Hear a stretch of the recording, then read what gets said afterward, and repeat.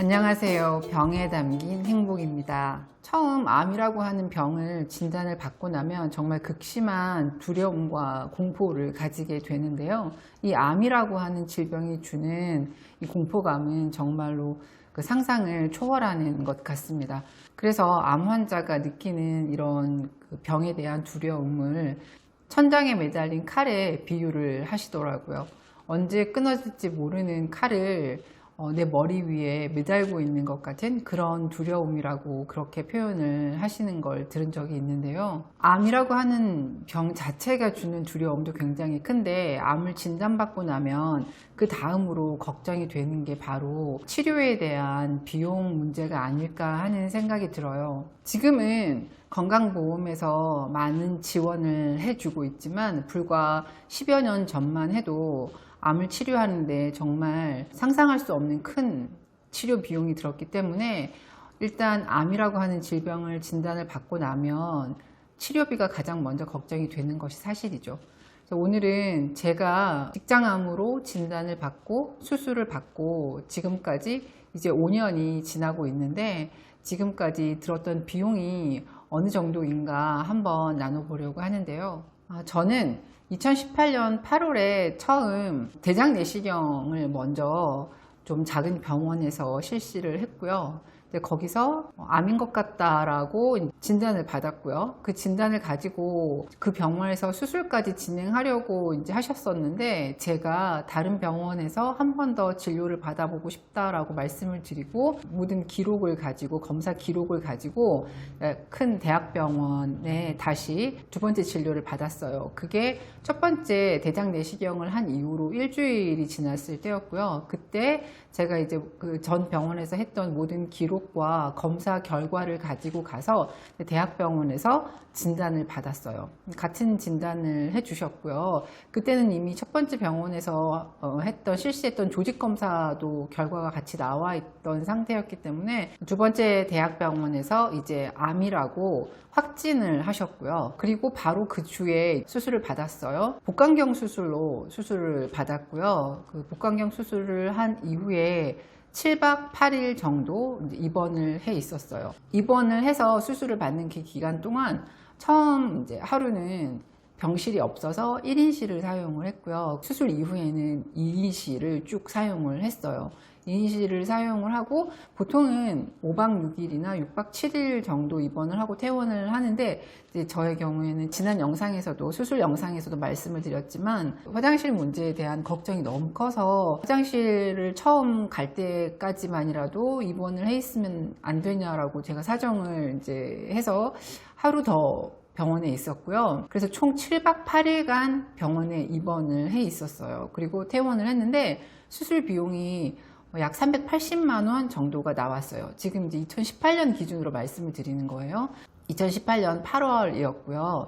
이제 퇴원을 할 때 마지막으로 정산한 비용이 약 380만 원. 그 중에서 제가 아까 말씀드린 것처럼 처음 하루 1박 2일을 1인실에서 사용을 했기 때문에 그 1인실 비용은 저희가 건강보험 적용이 되지 않잖아요. 그래서 1인실 비용이 50만 원 정도가 추가가 됐고, 그 이후에 2인실부터는 건강보험이 적용이 되니까 입원비가 많이 싸져서 그때부터는 이제 좀 금액이 적어졌고요. 380만 원 중에 그러니까 50만 원 정도는 1인실 비용이 포함되어 있는 거예요. 그래서 처음엔 3개월에 한 번씩 검사를 받았고요. 2년이 지난 이후에는 이제 혈액 검사를 6개월에 한 번, 그리고 CT를 1년에 한 번. 대장 내시경은 처음 수술을 할 당시에 한 번 했고요. 그리고 수술하고 난 1년 뒤에 대장 내시경을 또 한 번 했고요. 그리고 2년이 지난 다음 3년째, 수술을 한 지 3년째 되던 해에 다시 또 대장 내시경을 했고요. 이제 곧 5년이 되는 해에 대장 내시경이 예약되어 있습니다. 혈액검사 같은 경우에는 제가 진료비 영수증을 한번 살펴봤더니 총 금액이, 그러니까 비급여, 급여 합쳐서 총 금액이 42,000원 정도가 청구가 됐는데, 제가 실제로 지불한 금액은 600원 정도였고요. CT 촬영을 할 때는 제가 이제 복부 CT와 흉부 CT 두 가지 CT를 촬영을 했는데 비용이 47만 원 정도 총 비용이, 그리고 제가 실제로 납부한 금액은 23,000원 정도를 납부를 했어요. 그리고 대장 내시경의 경우에는요, 총 비용이 33만 원 정도였고요. 제가 실제로 납부한 금액은 2만 원이 조금 넘는 금액이었어요. 2만 1,000원 정도를 납부했어요. 병원을 갈 때마다 주치의 선생님을 만나서 진료를 받을 때 진료 비용이 24,000원, 25,000원 정도였는데 제가 실제로 납부한 금액은 1,200원 정도였습니다. 저는 제가 항암을 거부하고 항암을 받지 않았기 때문에 항암 비용이 얼마나 드는지는 잘 알지 못해요. 하지만 이제 제 동생이 유방암으로 수술을 받고 항암 치료를 하고 그리고 재건 성형까지 받았으니까 유방암 환자였던 동생이 이제 실제로 지불했던 그 비용에 대해서는 다음번에 다시 올려드리겠습니다. 예전에는 몇 천만 원에 달하던 이 수술 비용, 암의 수술 비용과 치료 비용 그리고 추적 관찰 비용이 이렇게 너무나 작은 이유는 저희가 산정특례라고 하는 그런 제도를 적용받기 때문인데요. 건강보험공단에서 실시하는 본인 일부 부담금 산정특례 제도라고 하는 이 제도는요, 진료비에 본인 부담 비용이 아주 높은 암이라든지 중증질환, 희귀질환 혹은 중증난치질환에 대해서 그 본인 부담률을 경감시켜주는 그러한 건강보험제도입니다. 산정특례 대상자로 지정이 된 이 환자들은요, 5년 동안 진료 비용을 아주 많이 경감을 받게 되는데요. 입원 치료를 받거나 수술을 받거나 혹은 외래 진료 시에 전체 진료비의 5%만 본인이 납부하는 그런 제도입니다. 이 건강보험 산정 특례 같은 경우에는요, 보통은 처음 암으로 확진이 된 그날 병원에서 저희를 대신해서 이렇게 대리 신청을 해주고 건강보험공단에서 그 신청된 자료를 가지고 확정을 하는데요. 병원에서 신경을 써주지 못하는 경우도 간혹 있기는 한 것 같아요. 그러니까 이제 본인이 이 질병에 해당되는지 산정특례 대상자가 되는지를 반드시 확인하셔서 병원에서 만약에 해주시지 않는다면은 본인이 직접 건강보험공단을 방문하셔서 신청을 하셔야 되고요. 이 산정특례로 해당이 되는 질병 코드가 있기 때문에 본인이 지금 산정특례를 받고 있지 않다라고 하시면 진단서를 한번 떼보시면 진단서에 자신의 질병 코드가 나와 있거든요. 그 질병 코드를 가지고 이 산정특례 질병 코드에 해당하는지만 확인하시면 병원에다가 의뢰할 수도 있고 아니면 본인이 직접 신청을 하셔도 됩니다. 내가 산정특례 대상자로 지정이 되어 있는지 없는지 잘 모르겠다라고 하시는 분은 직접 건강보험공단 홈페이지에서 본인이 산정특례 대상자로 지정이 되어 있는지를 확인해 보실 수 있는데요. 먼저 건강보험공단 사이트에 들어가시고 민원 여기요로 들어가신 다음에 개인 민원, 그 아래 다시 보험급여 그리고 산정특례 등록 내역 조회를 들어가 보시면 자신의 질병 코드와 함께 자신이 지금 현재 산정특례자로 지정이 되어 있는지 없는지를 바로 확인하실 수가 있어요. 반드시 인증서 로그인을 통해서 들어가셔야 조회가 가능하고요. 이걸 한번 반드시 확인해 보실 필요가 있는 것이 산정특례는 처음 암에 그 확진이 있은 다음 5년까지 이 산정특례 대상자로 지정이 돼서 그 의료비 감면 혜택을 받는 거거든요. 저 같은 경우에는 2018년 8월 20날에 산정특례 대상자로 지정이 됐어요. 그날이 이제 제가 그 큰 대학병원에 가서 다시 진료를 받고 이제 암으로 확진을 받은 날인데요. 그 이후로 5년이니까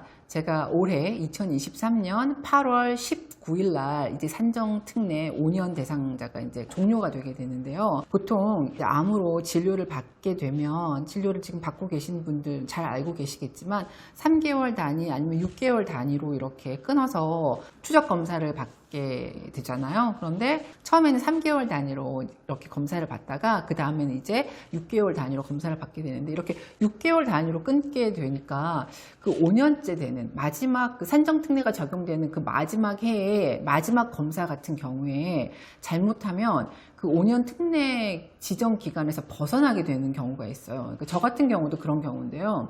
제가 이제 8월 20날 처음 진단을 받았는데 실제로 수술은 8월 말에 받고 이제 9월 초쯤에 퇴원을 했으니까 그때부터 이제 3개월 단위, 6개월 단위 이렇게 이제 진료가 잡히게 되잖아요. 그래서 사실은 제가 이제 이번에 2023년 9월 중순에 마지막 이제 5년째가 되는 마지막 그 그러니까 산정 특례 기간 내에서 받게 되는 마지막 검사를 받게 되는데, 그때 이제 보통 마지막 검사에서 뭐 CT 촬영, 그다음에 혈액 검사, 대장 내시경까지 검사가 아주 많아요. 그런데 그 검사가 만약에 그 산정 특례 지정이 되어 있는 5년 내에서 하루라도 넘어가게 되면은 그 혜택을 받지 못하게 되고, 그 전액을 저희가 환자가 본인이 부담을 해야 되거든요. 그러면 비용이 아주 커지게 되겠죠. 그래서 이 기간을 한번 살펴보시고, 내 산정 특례 기간이 언제 끝나는지를 확인하시고, 그리고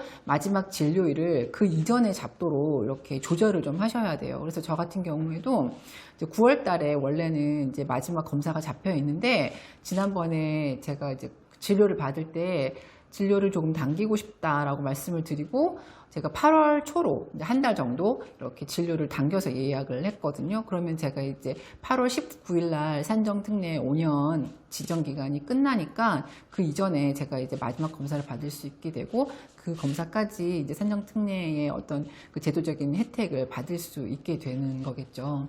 산정특례 5년이 끝난 다음에 이 5년 기간 동안 어떤 암 조직이 남아있지 않거나 재발이라든지 전이가 없는 경우에는 이제 그 5년에서 이 산정특례 제도의 혜택은 끝이 나게 돼요. 그래서 그 이후로 받게 되는 뭐 추적 관찰 검사라든지 모든 검사는 이제 그런 혜택 없이 자비로 부담을 환자 본인이 다 해야 되는 거고요. 만약에 5년 이내에, 그러니까 5년이 끝날 무렵에 만약에 재발을 했다, 아니면 전이가 되었다라고 하면은 다시 재등록이 가능한데요. 그 산정특례가 종료되기 3개월 전부터 종료일까지 재등록 신청을 할 수가 있고요. 종료 시점에 잔존암이 있거나 아니면 전이암이 있거나 추가로 재발이 된 상태에서 암 조직의 어떤 그 제거나 소멸을 목적으로 중요한 치료, 주요 치료를 하고 있는 상황이어야 해요. 예를 들면 수술, 뭐 방사선, 아니면 항암 치료를 하고 있는 상황이어야, 그것이 예정되어 있는 상황이어야 산정특례 재등록이 가능하고요. 추가적인 관찰, 추적 검사를 가지고는, 그것만 가지고는 재등록이 불가능하고요. 5년 이내에 만약에 재발이 되었다, 그러니까 5년 이내에 다른 곳으로 전이가 되거나 재발이 됐다라고 하면은 서로 원발암이 다를 경우에, 원래 그러니까 대장암이었는데 다른 쪽에서 뭐 간에서 암이 발견됐는데 그 간암과 이 대장암이 간에 영향을 미친 것이 아니라 이 간암 자체도 원발암이다라고 하면은 이 두 가지 암이 다르게 산정특례가 적용이 되거든요. 그러니까 그 대장암은 대장암대로 5년 동안 산정특례가 적용이 되고, 이 간암은 간암대로 또 5년간 산정특례가 적용이 되고요. 이렇게 따로 가게 되는데, 전이암이나 재발암의 경우에는 예를 들어서 제가 대장암인데 이 대장암이 3년쯤 지났을 때 간으로 전이가 돼서 전이암이 생겼다라고 하면은 그 전이암이 생긴 그 시점부터 다시 5년 동안을 잡는 건 아니고요. 산정특례가 적용되는 건 아니고요. 일단은 이 처음에 발생했던 이 대장암의 5년 시기가 끝나면 이제 종료가 되는 건데요. 이 종료 시점에 이 전이암이나 재발암이 여전히 남아있다고 하면 재등록이 가능한 거고요. 그렇지 않으면 이 처음 원발암에 맞춰서 이 산정특례는 종료가 돼요. 그리고 만약에 이제 한 가지 원발암을 가지고 5년 동안 그 산정특례 혜택을 받고 진료를 쭉 받다가 5년째 되던 해에 잔존암도 없고 더 이상 이제 항암 치료라든지 방사선 치료라든지 어떤 그런 치료를 받고 있지 않다라고 하면은 그 완치 판정을 받게 되는데요. 이 완치 판정을 받고 난 이후에도 혹시나 뭐 재발을 하거나 전이를 또 해서 그 이후에 또 암이 발생을 하고, 그 암에 대해서 또 어떤 수술이라든지 뭐 방사선이라든지 항암 치료를 목적으로 치료를 하게 되면 또 그때부터 다시 그 5년간 산정특례가 적용이 됩니다. 저의 경우에는 배에 구멍을 뚫어서 수술을 하는 복강경 수술을 통해서 직장암 수술을 받았는데요. 이 직장암처럼 아주 고도로 세밀하고 정밀한 수술 기술을 요하는 경우에는 로봇 수술도 요즘 많이 하시거든요. 로봇 수술은 다른 이름으로 다빈치 수술이라고도 하는데요. 이 다빈치 수술, 로봇 수술의 경우에는 산정특례가 적용이 되지 않아요. 저처럼 복강경 수술 같은 경우지 아니면 개복 수술 같은 경우에는 산정특례가 적용이 되어서 수술 비용이 아까 말씀드린 것처럼 제가 5% 정도만 부담을 하기 때문에 일주일 정도 입원을 했을 때 350만 원 정도의 비용이 청구가 되는데, 이 로봇 수술의 경우에는 직장암, 예를 들면 직장암과 대장암의 경우 이 로봇 수술을 하신 분들의 비용을 보니까 약 1,500만 원 정도에서 1,700만 원 정도까지 청구가 되더라고요. 산정특례는 적용이 되지 않지만 실비를 가지고 계신 분들은 이 실비보험이 적용이 돼서 아주 많은 혜택을 볼 수 있다고 합니다. 1세대 실비 같은 경우에는 거의 90%가 지급이 되어서 거의 전체 수술 비용을 다 돌려받으시는 것 같고요. 3세대 실비 같은 경우에는 본인 부담금이 20% 정도 되는 것 같아요. 그러니까 실비보험이 있으신 분들은 이 로봇 수술을 생각해 보셔도 괜찮으실 것 같고요. 저처럼 실비보험이 없는 경우에는 이 산정특례 적용을 받을 수 있는 복강경 수술을 하는 것이 이제 경제적으로는 조금 부담이 덜 하게 되겠죠. 항암 치료의 경우에도 항암제 중에서도 이 건강보험이 적용되지 않는 몇 가지 아주 비싼 그런 항암제가 있고요. 하지만 나머지 대부분의 항암제는 똑같이 이렇게 건강보험이 적용이 되어서 5% 정도의 자기부담금만 지급을 하면 되니까 이제 처음 암을 진단 받으시고 진단 치료 계획을 세우시는 분들 가운데 경제적인 부분에서 너무 큰 부담이 있지 않을까 그렇게 걱정을 많이 하시는 분들도 계실 수 있는데, 그래도 지금은 이렇게 제도가 잘 되어 있어서 저희가 실제로 부담하는 금액이 예전만큼 많지는 않고요. 조금은 가벼운 마음으로 치료에 임하셨으면 좋겠어요. 암이라고 하는 이 질병과 싸우는 일만 해도 정말 너무 힘든 일인데, 그래도 건강보험 제도가 잘 마련되어 있어서 이렇게 암을 치료하는 아주 주요한 기간 동안은 보험 혜택을 누구나 받을 수 있으니까 정말 너무 감사한 일인 것 같아요. 이렇게 산정특례 제도가 잘 되어 있어서 치료비, 비용 그런 부담을 덜기는 하지만 그래도 뭐니 해도 재발이나 전이가 없어서 혹은 다른 암이 다시 또 생기지 않아서 산정특례 제도의 혜택을 입지 않는 것이 가장 행복한 일이겠죠. 지금 암을 치료 중이신 혹은 치유 중이신 여러분들은 앞으로의 치료 과정에서 두 번 다시는 이 산정특례 제도의 혜택을 입지 않아도 되는 그런 상황이 앞으로도 쭉 계속되었으면 좋겠고요.